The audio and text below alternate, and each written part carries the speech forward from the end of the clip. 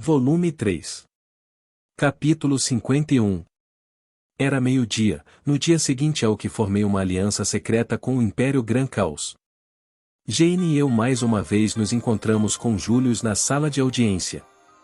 Como estávamos todos nas mesmas posições do dia anterior, Akuya, que estava na minha frente e ao lado, deu um passo em direção a Julius e o presenteou com um pedaço de papel detalhando a decisão tomada nas conversas do dia anterior. O exército real vai deixar Van e voltar para casa, no reino de Elfrieden. A expressão altiva de Julius mostrou que ele via isso como uma conclusão natural, mas quando ouviu o que veio a seguir, seu rosto mudou de cor. Como condição para isso, o Principado da Amidonia é condenado a pagar as indenizações de guerra ao reino de Elfrieden, disse Akuya. Isso deve estar à parte de qualquer resgate negociado para o retorno de prisioneiros de guerra. Isso só pode ser brincadeira. Julius se virou para Jane. Madame Jane. O que significa isso? O significado disso. Jane deu de ombros. Ora, acredito que negociei a devolução de suas terras, conforme solicitado, não? Julius não parecia aceitar o resultado.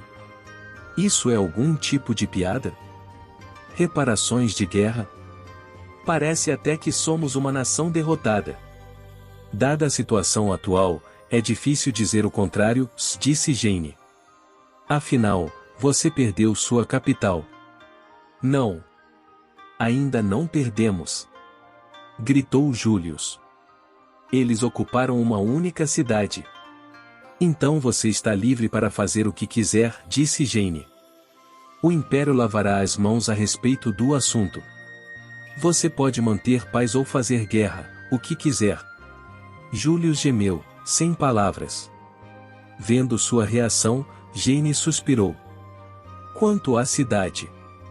Tenho muitas dúvidas sobre você poder descartar sua capital como uma simples cidade sendo perdida, mas creio que nos pediu ajuda porque não estava em condições de retomar a cidade sozinho, sim? Nesse caso, você perdeu a guerra. O Império, sob a Declaração da Humanidade, forneceu um meio para você restaurar as mudanças em suas fronteiras. Não podemos intervir ainda mais. Mais reparações de guerra, reclamou Julius. Sir Julius. Jane lançou um olhar frio para ele, um que pareceu afastá-lo.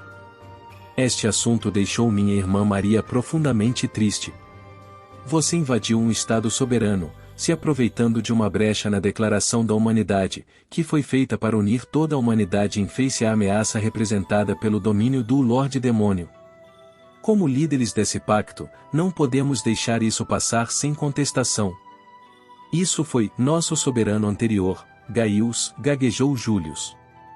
Mesmo que fosse, disse Jane, você ainda tem responsabilidade por não impedi-lo. Independentemente disso, para garantir que nenhum outro signatário da Declaração da Humanidade se envolva em tais ações temerárias, acredito que duras consequências se farão necessárias. Quero que você sirva de exemplo. Uva. Ela está formulando tudo com educação, mas o que está dizendo é, basicamente que eu vou fazer de você um exemplo para manter os demais signatários na linha, hein? Pensei. Julius ficou tremendo ali, com as mãos fechadas em punhos, o rosto formando uma máscara contorcida de raiva e angústia. E se eu recusar? Já falei, disse Jane. Você é livre para fazer o que quiser. O Império lavará as mãos a respeito do assunto, e o Principado da Amidonia será removido da Declaração da Humanidade. Julius engasgou graças ao choque. Espera. Se você fizer isso, nosso país irá. Sim, disse Jane. Se não são signatários da declaração, então não será uma violação se os atacarmos. Ou seja, sua. Perdão, a interpretação de seu pai também será aplicada à Amidonia. O Principado da Amidonia era cercada por uma nação de cada um de seus 4 lados. A oeste deles estava o estado mercenário de Zen, que professava a neutralidade eterna, apesar de despachar mercenários. Ao sul ficava a República de Turgis, um estado não signatário com uma política nacional de expansionismo para o norte. Ao norte ficava o Estado Papal Ortodoxo de Lunaria, que tinha um conjunto único de valores que diferia de seus vizinhos. E, por último, a leste ficava o Reino de Elfrieden. Deixando de lado o que poderíamos fazer por nós mesmos, se perdessem a proteção da Declaração da Humanidade neste momento, era bem possível que os outros três os engolissem. Seu governante anterior, Gaius, manteve seu país a unir-se ao Império, firmando um contrato para manter mercenários de Zen, intimidando o tímido líder anterior do Reino de Elfrieden, Albert, e exibindo seu poderio militar para os países ao norte e ao sul. Ele teve a capacidade de manter uma política externa equilibrada. Será que Július teria o mesmo talento? Mesmo que tivesse o talento, o jovem Július tinha o tipo de autoridade necessário para dar os passos necessários? A herança de autoridade seria melhor quando feita gradualmente, enquanto o governante anterior ainda estivesse vivo. Gaius, porém, já não existia mais. Július agora tinha que lidar com o complicado problema de administrar a ameaça externa das potências estrangeiras, ao mesmo tempo que internamente mantinha seus vassalos sob controle. Se, durante esse processo tão importante, seu país fosse removido da Declaração da Humanidade, perderiam a capacidade de confiar na autoridade do Império e logo se viriam em um beco sem saída. Július entendia isso, então baixou a cabeça para Jane, seu rosto cheio de amargura. Vou aceitar o seu plano. Sabe a decisão, Sir Julius, disse Jane. Ele parecia mortificado, mas eu não podia me permitir demonstrar misericórdia, então não me movi. Com a questão resolvida, passamos a negociar valores. Exigimos o valor de 2 anos do Orçamento Nacional da Amidonia, dividindo em pagamentos anuais ao longo de um período de 10 anos, com a estipulação de que deveria ser pago em moeda imperial. Em outras palavras, nos pagariam 20% de seu orçamento nacional por 10 longos anos. Segurando suas emoções, Garrarudo perguntou: onde foi essa explosão? No hospital. Que? Maldito seja! Fique aliviado. O que foi destruído foi o hospital militar. Os únicos que morreram foram soldados e seus médicos, e em primeiro lugar, os hospitais públicos, estalagens, bordéis, áreas residenciais foram destruídas, muitas pessoas perderam suas casas e estão vivendo em abrigos temporários após o ataque dos demônios, mas, você tem algum pedido? Não coloque suas mãos no cidadão comum. Quão longe você vai chegar ao Lia? Vocês sempre perseguiram a nós, demi-humanos. Você não tem direito de reclamar agora que nossas posições foram invertidas. Delta, faça. Esperei. O Império todo perseguia os demi-humanos, pensando assim, como a população em geral não poderia estar envolvida. Khan revelou uma voz um pouco impressionada. Então, impiedosamente deu a ordem. A terceira explosão foi ouvida. Desta vez, Garrarudo estava apertando seus dentes enquanto ficava convencido que os prédios públicos foram bombardeados. Mas, na realidade, a explosão aconteceu na ponte levadiça que permitia a entrada no Castelo Imperial. Como com certeza apareceriam relatórios vindo da capital sobre as explosões, a única rota para entrar no castelo foi destruída. Além disso, as palavras de Khan eram em parte um blefe, eles nunca colocaram nenhuma bomba nas áreas que não estavam relacionadas ao exército. Aliás, as explosões não foram causadas de forma remota, uma unidade dos Aulia que se infiltrou no castelo estava manualmente as manejando, devido a isto, eles não podiam colocar bombas em muitos locais. Se você não vai se comprometer, não temos outra escolha. Eu vou ter que acionar todas as bombas que preparamos na capital, seus líderes e aristocratas imperiais aqui vão estar participando disso. Milhares de pessoas vão acompanhar umas às outras do outro lado. Não é uma forma tão ruim de partir, hã?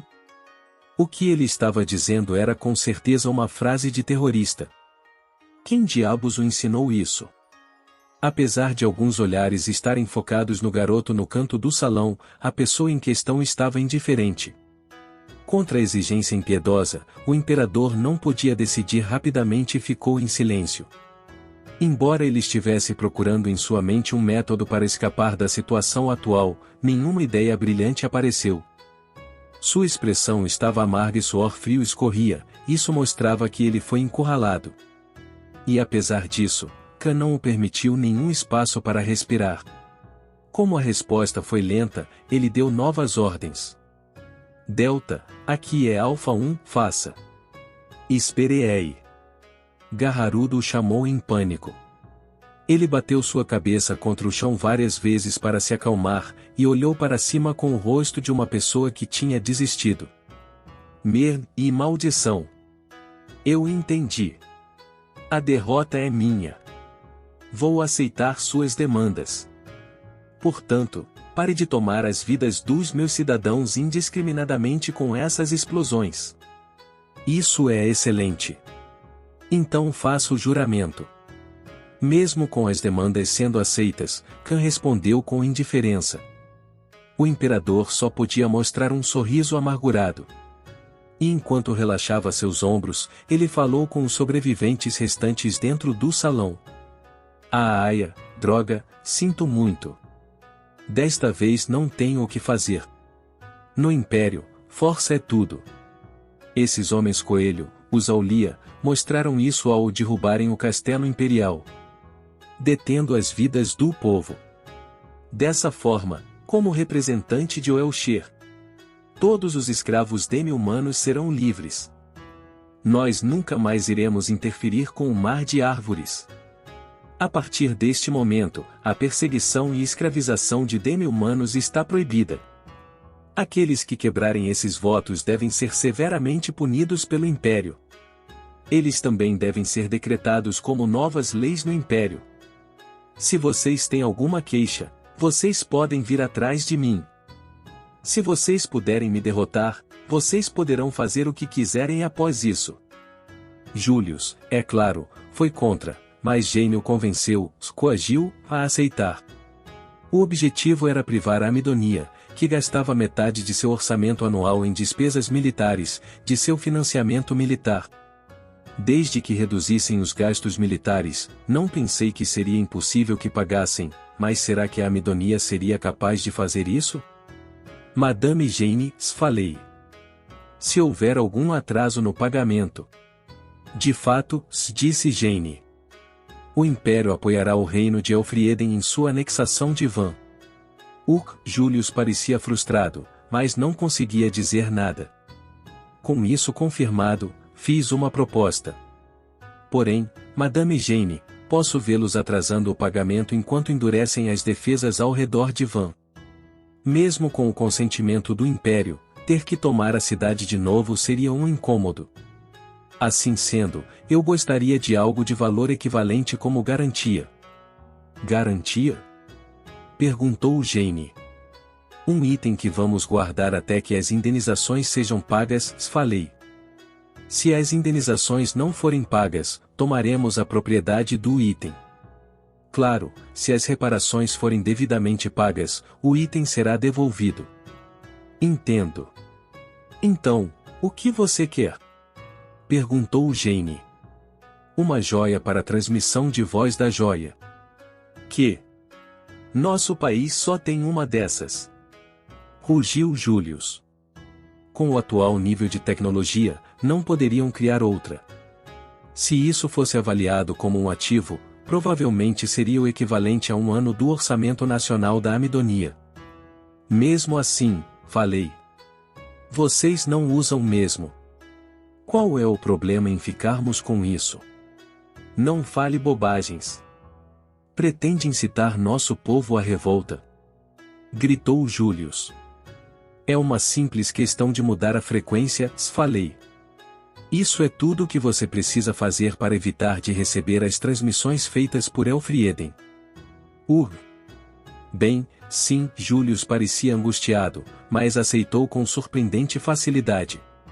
Vinham usando o conveniente dispositivo para pouco mais do que uma declaração de intenções no início de cada ano, então Julius, o militarista, provavelmente não sabia seu verdadeiro valor.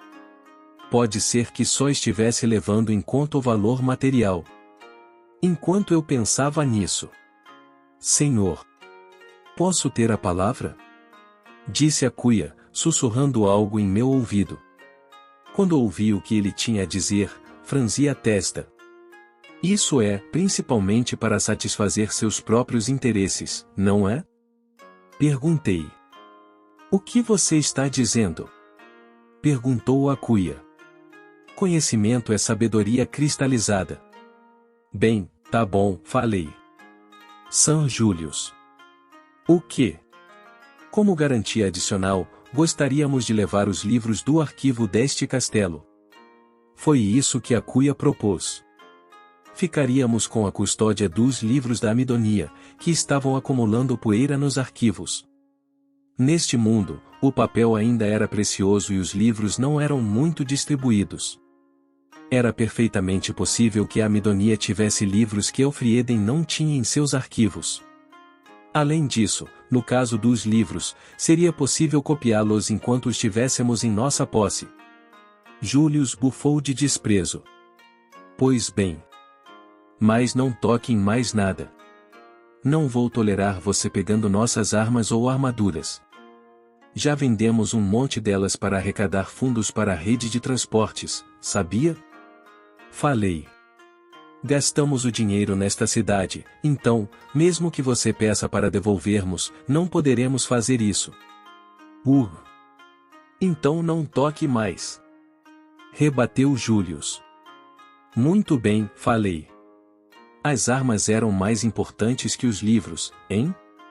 Foi a decisão correta, visto que ele estava cercado por países para os quais não poderia deixar a guarda baixa, mas não parecia entender o quão assustador era que os escritos de seu povo, a cristalização de sua sabedoria, vazasse.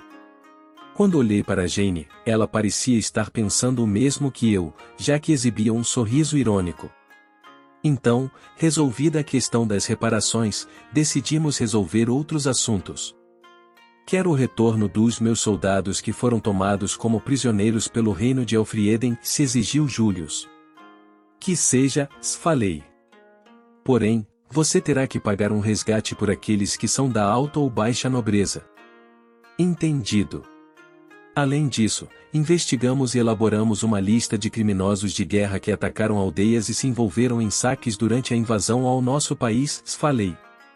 Todos os prisioneiros que estiverem nessas listas serão julgados de acordo com as leis de nosso país, e portanto, não podemos devolvê-los.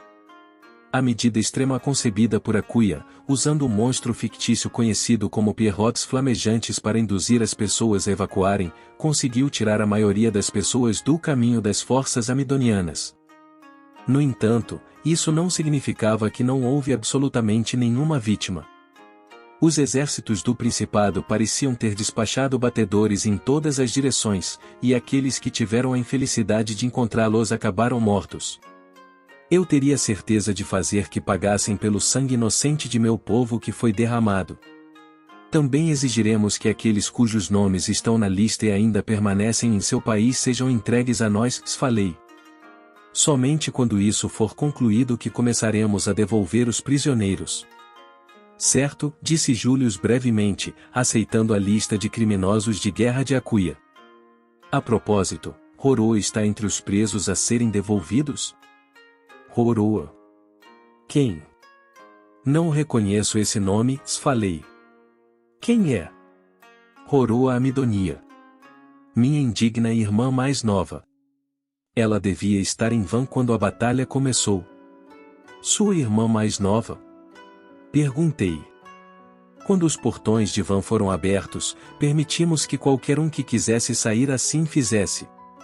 Acho que Margarita foi a única pessoa com alguma posição que permaneceu. Não recebi nenhum relatório de que capturamos um membro da família real. Tudo bem, disse Julius, cessando o assunto como se não fosse de seu interesse. Sua irmã estava desaparecida, não estava? Ele parecia terrivelmente indiferente a esse fato. Será que não estava preocupado? Se você quiser, posso pedir ao meu pessoal para procurar por qualquer um que tenha visto, ofereci. Isso não será necessário. Não será? Repeti. Akuya sussurrou em meu ouvido. Ele provavelmente está preocupado com uma crise de sucessão. Minhas investigações indicam que a princesa Roro é uma das poucas na casa real amidoniana que tem o apoio dos funcionários civis. Tendo dado tratamento preferencial aos militares, Julius não é popular entre os funcionários civis. Ele deve temer que apoiem Madame Roro em um movimento contra ele. Mesmo assim, com Gaius fora de jogo, ela é uma de suas poucas parentes restantes, sussurrei de volta. É algo comum nas famílias reais, sussurrou ele. Entendo isso, mas ainda assim. Não quero entender, sussurrei de volta. As guerras de sucessão não eram algo incomum na história da Terra. Mesmo no reino de Elfrieden, quando a mãe de Lícia, Elisha, subiu ao trono, o conflito entre seus parentes quase levou à extinção da linhagem real. Se bem me lembro, Maquiavel em pessoa pediu o expurgo dos oponentes políticos. No entanto, como alguém que conhecia a solidão de perder toda a família, não pude deixar de sentir que ele deveria valorizar mais a sua irmã. Podia ser ingênuo da minha parte, mas era algo de que eu não poderia desistir. Ah, isso mesmo, falei. Mencionei Margarita um momento atrás. Gostaríamos que ela permanecesse no reino. Visto que ela cooperou conosco para manter a ordem em Van, suspeito que você teria dificuldades em decidir o que deveria ser feito com ela. General Margarita Maravilha, é isso? Julius pareceu pensar por um momento. Se você libertar 5 dos nobres que está mantendo como prisioneiros, posso aceitar isso, disse ele. Devia ter calculado o valor dela como prisioneira e julgou que, em comparação com uma general com quem não saberia como proceder, uma redução no resgate dos vassalos que eram realmente leais lhe parecia mais benéfica. Pedir 5 pessoas no lugar de uma foi uma decisão astuta. Muito bem, falei. Vou aceitar essas condições. Ela era uma boa general, sim, mas boa o suficiente para você a querer tanto? Perguntou Julius em dúvida. Sorri de forma irônica. Ele, capaz de julgar apenas o valor das pessoas pelo seu potencial como ativos na guerra, não entenderia o verdadeiro valor de Margarita. Como cantora, como apresentadora, ela tornou-se indispensável na hora de transmitir os programas para a transmissão de Voz da Joia. Bem, eu não tinha a obrigação de explicar isso a ele, então fiquei em silêncio. Com as coisas então praticamente em ordem, declarei o fim das negociações. Elfrieden receberia indenizações de guerra em troca de sua retirada de Van. A Amidonia retomaria o controle de Van em troca do pagamento de indenizações. O Império havia demonstrado sua influência ao atuar como mediador nessa disputa. Esses eram resultados com os quais eu poderia ficar satisfeito, por enquanto. Seria possível dizer que a Amidonia se salvou, que o Império não perdeu nada e que Elfrieden saiu com ganhos adequados. Com as conversas encerradas, Julius deu meia volta para se afastar, como se dissesse que não tinha mais nada a dizer para gente como eu, mas gritei para impedi-lo. Sir Julius. O quê? Retrucou ele, sem se virar. Um filósofo político do meu mundo, Maquiavel, disse uma coisa, falei. Quem adquire um principado com dificuldade, o conservará com facilidade. Aqueles que adquirirem um principado sem dificuldade terão dificuldade em mantê-lo. Como assim? Julius se virou, olhando para mim. O olhei diretamente nos olhos e disse. Derrotei você e seus homens para tomar Van. Expulsei a vasta maioria da alta e baixa nobreza, expurgando quase qualquer um que poderia ter se tornado um oponente político. É por isso que, se eu tivesse mantido a tomada de Van, provavelmente não teria grandes problemas. Porém, você pode dizer o mesmo? Mesmo que você volte para esta cidade, pode governá-la sem problemas? Do que você está falando? Exigiu Julius. Este é o meu país. Mas, até agora, era parte de Elfrieden, falei.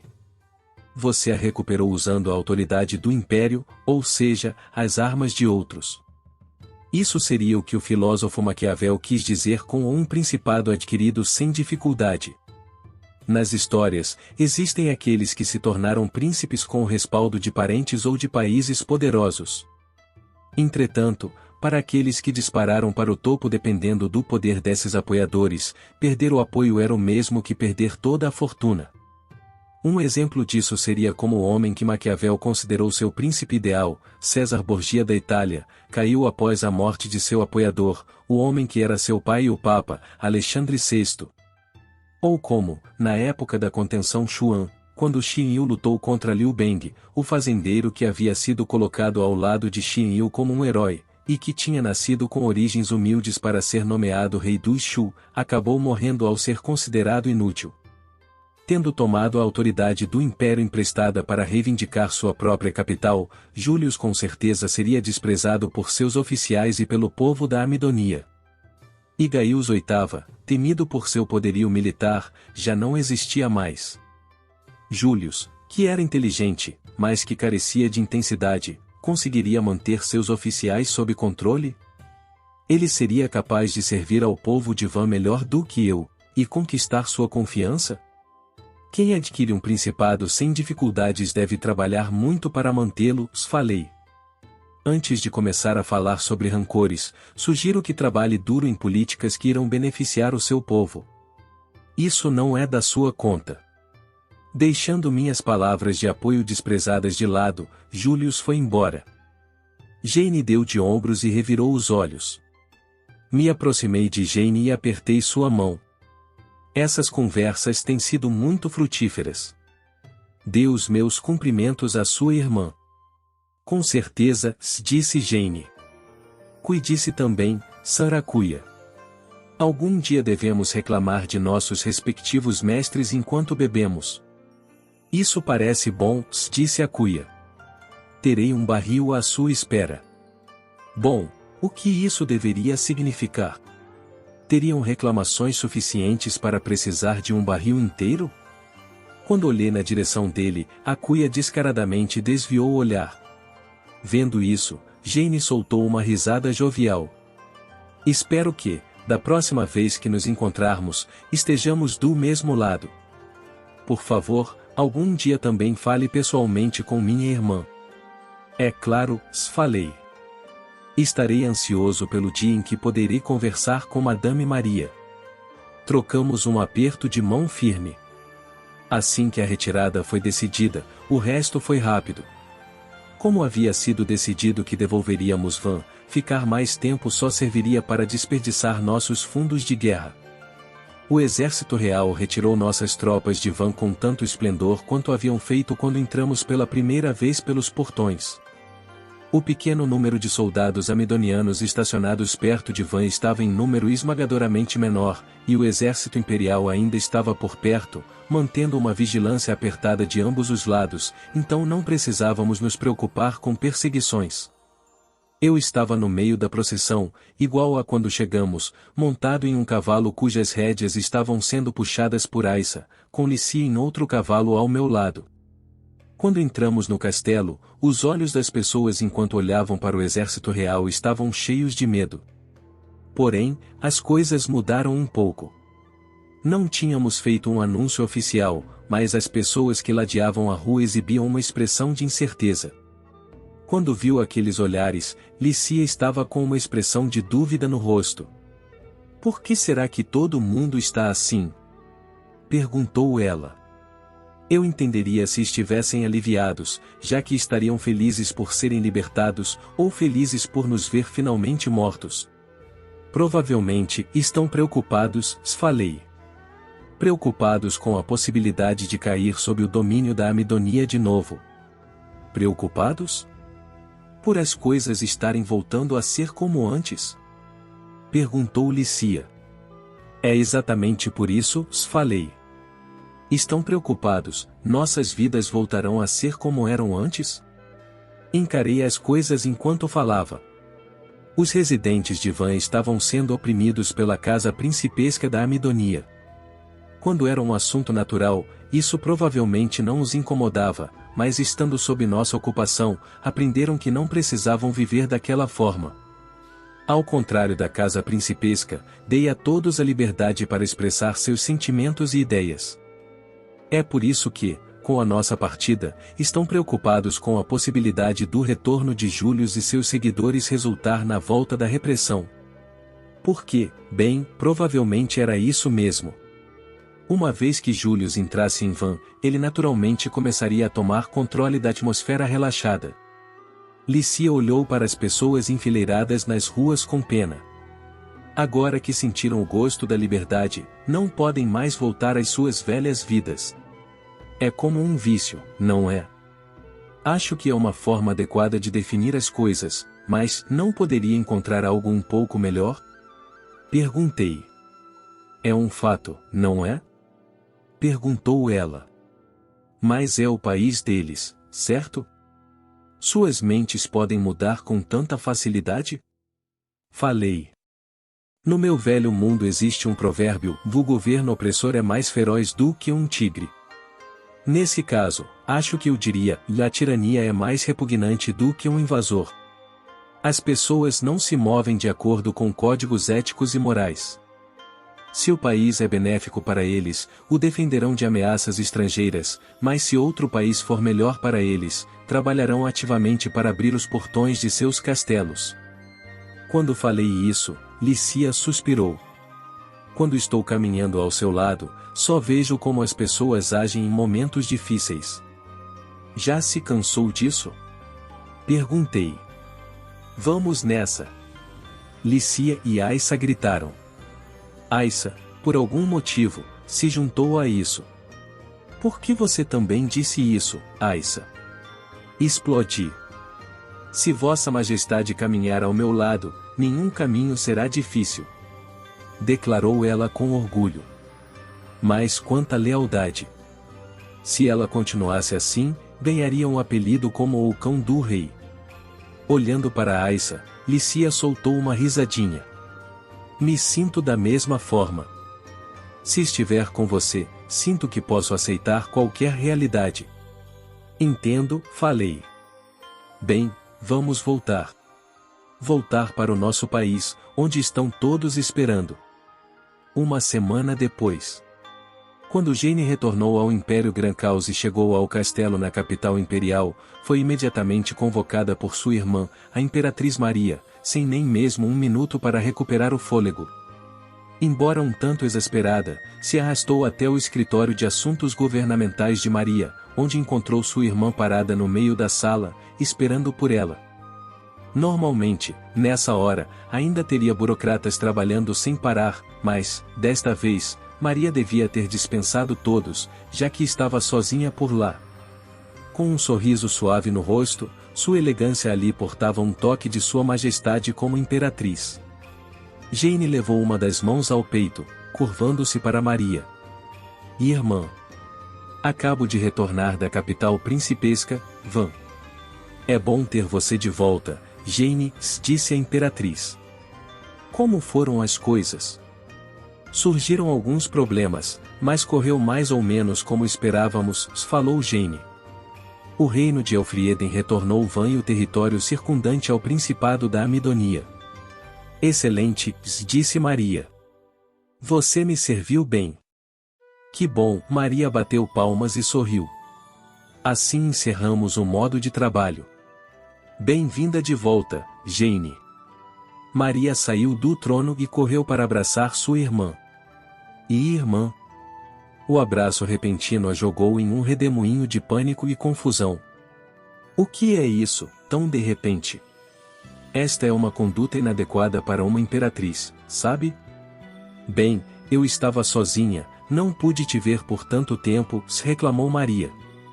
Todos que não são da família me dão o tratamento de Sua Majestade Imperial, e nossa outra irmã está confinada em seu laboratório, igual sempre.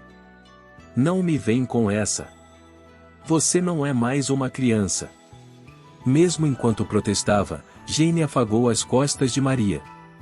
Ela estava ciente da solidão e do fardo pesado que sua irmã tinha que carregar como imperatriz, então não queria afastá-la. Quando Maria a soltou, foi se sentar na magnífica cama instalada em um canto do escritório e deu uns tapinhas no local ao seu lado, incentivando Jane a também se sentar. Ora, que tipo de cavalheiro Sansoma era? Perguntou Maria ansiosamente.